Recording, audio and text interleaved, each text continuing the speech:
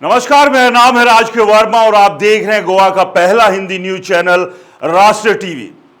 दोस्तों, गोवा के कैबिनेट मंत्री गोविंद गावड़े, जिन्होंने अपनी सरकार के मुख्यमंत्री प्रमोद सावंत के एक विभाग पर भ्रष्टाचार का सनसनीखेज आरोप लगाकर गोवा की राजनीति में भूचाल ला दिया।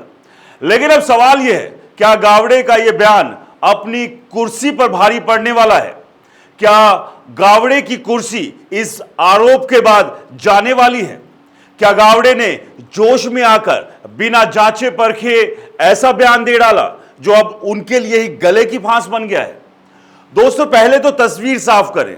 गोविंद गावड़े, जो बीजेपी के विधायक और गोवा सरकार में मंत्री हैं, ने 25 मई 2025 को एक ऐसा बम फोड़ा और उन्होंने आरोप लगाया कि आदिवासी कल्याण विभाग में ठेकेदारों की फाइलें रिश्वत के बिना पास नहीं होती। और ये कोई छोटी मोटी विभाग नहीं है दोस्तों, ये विभाग खुद मुख्यमंत्री प्रमोद सावंत के पास है। यानी गावड़े ने सीधे सीधे अपनी ही सरकार के मुखिया पर उंगली उठा दी। लेकिन रुकिए, कहानी यही खत्म नहीं होती है। इस बयान के बाद बीजेपी के भीतर हड़कंप मच गया। गोवा बीजेपी के प्रदेश अध्यक्ष दामू नायक ने कहा कि गावड़े पर जल्द ही कार्रवाई होगी और खुद मुख्यमंत्री प्रमोद सावंत ने गावड़े के बयान को गलत ठहराया। तो सवाल यह है, क्या गावड़े ने बिना सोचे समझे जोश में आकर यह बयान दिया या फिर उनके पास कोई ठोस सबूत है जो अभी तक सामने नहीं आए हैं? अब जरा पीछे चलते हैं। यह पहली बार नहीं है जब गावड़े पर भ्रष्टाचार से जुड़ा विवाद खड़ा हुआ हो। TV9 हिंदी.com की 3 फरवरी की एक खबर के मुताबिक फरवरी 2024 में गोवा विधानसभा के स्पीकर रमेश तवड़ेकर, जो खुद बीजेपी से है, ने गावड़े पर गंभीर आरोप लगाए थे।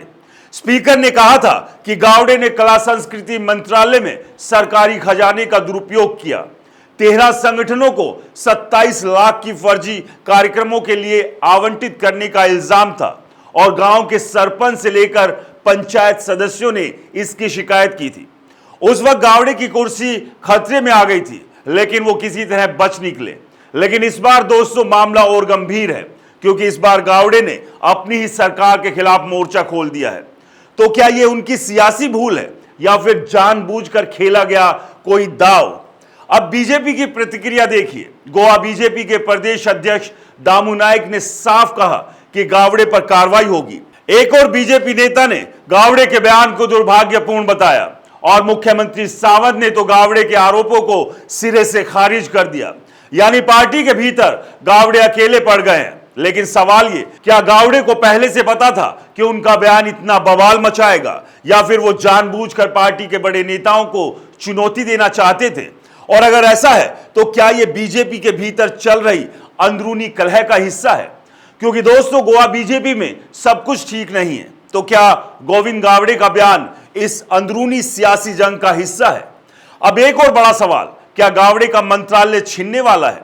खबरें हैं कि बीजेपी और सावंत सरकार गावड़े पर बड़ा एक्शन ले सकती है। लेकिन सवाल ये, क्या यह कार्रवाई सिर्फ गावड़े को सबक सिखाने के लिए होगी या इसके पीछे कोई बड़ा सियासी खेल है? क्योंकि अगर गोविंद गावड़े के पास भ्रष्टाचार के सबूत है तो उनकी कुर्सी छीनना बीजेपी के लिए उल्टा पड़ सकता है। और अगर सबूत नहीं है तो गोविंद गावड़े ने ऐसा बयान देकर अपनी सियासी जमीन को कमजोर किया। क्या यह उनकी सियासी नासमझी थी या फिर कोई सुनियोजित रणनीति?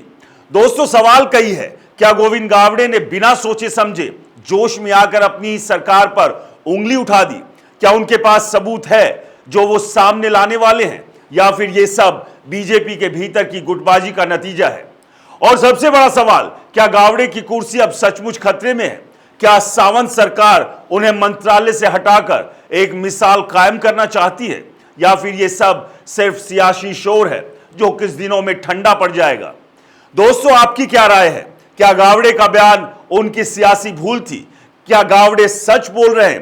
क्या उनके सच को दबाने के लिए उनकी मंत्री की कुर्सी छीनी जाएगी या इसके पीछे कोई और बड़ा खेल है? हमें कमेंट्स कर अपनी राय जरूर बताएं। और हां, अगर आपको खबर पसंद आई हो तो राष्ट्र टीवी चैनल को लाइक और सब्सक्राइब करना बिल्कुल ना भूलें। नमस्कार।